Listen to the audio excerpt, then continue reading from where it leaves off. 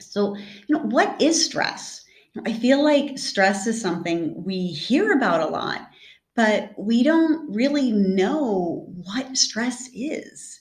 And I think also stress has become such a part of our culture that it's becoming normal. If you would go into the doctor's office and say, I'm feeling stressed, they would say, join the club. I mean, it unfortunately, it is something that I feel all of us are facing, and it's becoming a normal part of our society, which needs to change. And I think now we're really understanding because we're seeing how much anxiety our children are under. And this isn't normal. This shouldn't be normal. So let's dive in and let's get a better understanding of what stress is about. Stress is a state of mental or emotional tension resulting from adverse or very demanding circumstances.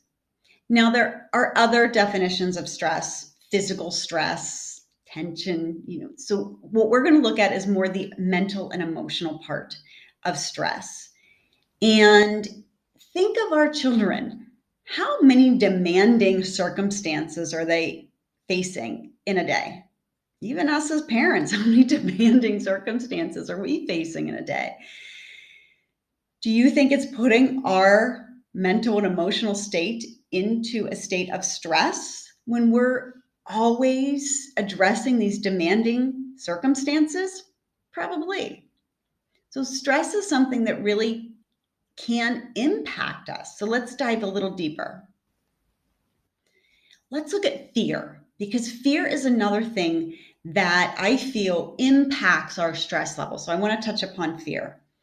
Fear is an unpleasant emotion caused by the belief that someone or something is dangerous, likely to cause pain or a threat. I want to ask you, do you think our children face a lot of fear throughout the day? Our sensitive children that are sometimes uncertain of what's going to happen next. That's why a lot of them like to control the situation, because they have a fear of what's coming. And there's another reason why, which I'll dive into later. But I feel a lot of our kids do have a lot of these fears, these underlying fears that can impact their state of well-being. And how about us as parents? Do we have a lot of fears regarding our children, that they will get over some of their challenges, our fear for them in school, how they're doing throughout the day? We have a lot of fears too. So those fears, those beliefs that we have, impacts our state of well-being, impacts our stress levels. So that's why I introduce fear within this module when we talk about stress. The other word you're going to hear me talk about a lot is stressor or trigger. And a stressor or trigger is any event or circumstance to which the body tries to adapt. It may be threatening, disturbing, exciting, or unfamiliar. This is really important to look at when we're looking at helping our kids. We know how they're reacting in all these moments, but we aren't always aware of what's triggering the reaction, right? And sometimes we are, sometimes we aren't. But this is really important. If we want to help our children, we have to start looking at what those stressors and triggers are. The other word I want you to be familiar with is trauma. Now, trauma is something that we're talking about a lot more as professionals in the last, I'd say, 5 to 10 years. Trauma is really something that we're realizing a lot of us are facing that we actually didn't realize. Trauma is a deeply distressing or disturbing experience. Think of our children throughout the day. How many deeply distressing or disturbing experiences are they having? I think a lot of them. Now, normally when we think of trauma, we think of like post-traumatic stress disorders, right? War trauma. We think of the really severe trauma, seeing someone die, seeing a really event that really impacts us to the core. Well, a lot of little traumas throughout the day, I feel, can have that same effect. And so this is something that professionals and research is starting to look at, is that, are we carrying around trauma that's impacting our everyday? So I think this is really a big component of our children's challenges, is the trauma that is impacting them from layers and layers and layers of deeply distressing and disturbing experiences. So something to think about. The other word or phrase that I want you to look at is traumatic reaction. Reactions to traumatic events. Now, let's look at our children. With a traumatic event, these are some reactions that we can have as individuals after going through a trauma.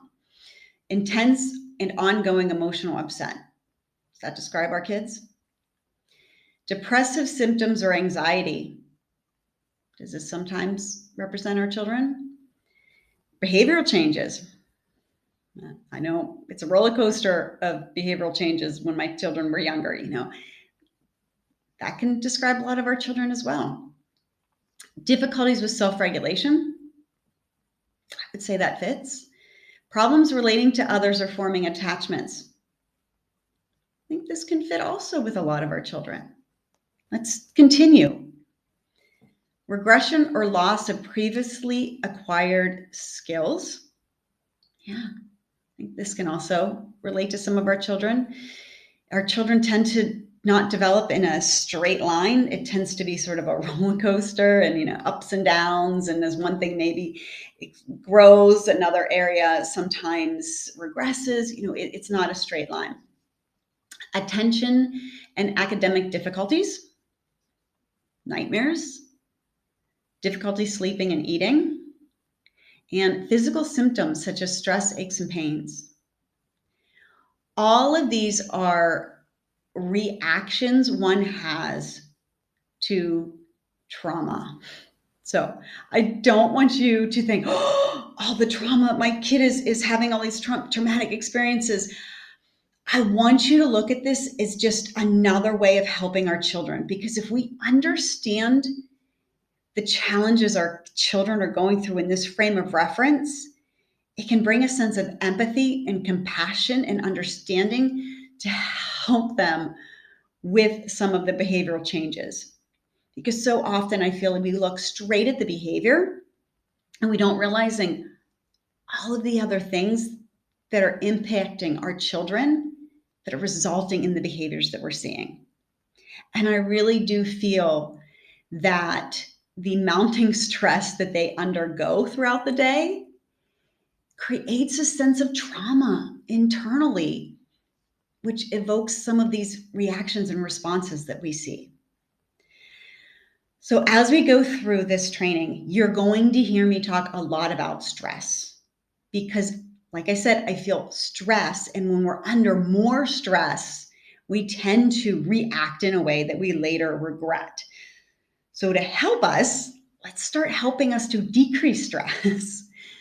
So you will see as I'm talking about this isn't a behavior modification approach where we give new ways of behaving in a situation. We're going to dive deeper and we're going to go back further and look at those precursors to behaviors. And a lot of that stems from stress. So let's dive in a little more.